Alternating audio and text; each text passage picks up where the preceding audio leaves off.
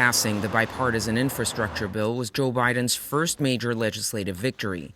But the president is now facing an even tougher political battle in trying to get his massive social and climate bill through Congress. President Biden was a centrist. I'm saying was. I think he still is. But, he surrounded himself with people that are very liberal for obvious reasons. So what we're trying to do is, or what I think the president is trying to do, he's trying to be practical, but at the same time keep in mind that he's got Bernie Sanders, Elizabeth Warren, a lot of progressives that he's trying to please.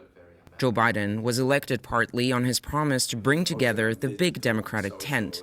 But the months-long negotiation over the two spending bills have laid bare divisions within his party between the traditional moderates and an increasingly vocal progressive caucus.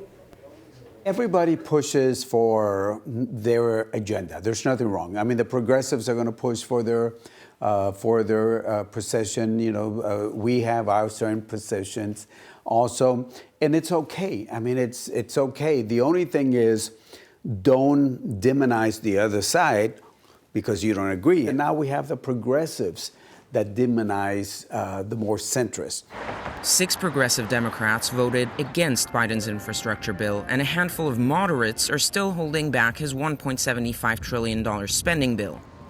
A tug-of-war between those who are worried so much spending could hurt them at the ballot box and those who want to see more of the social policies they were elected on.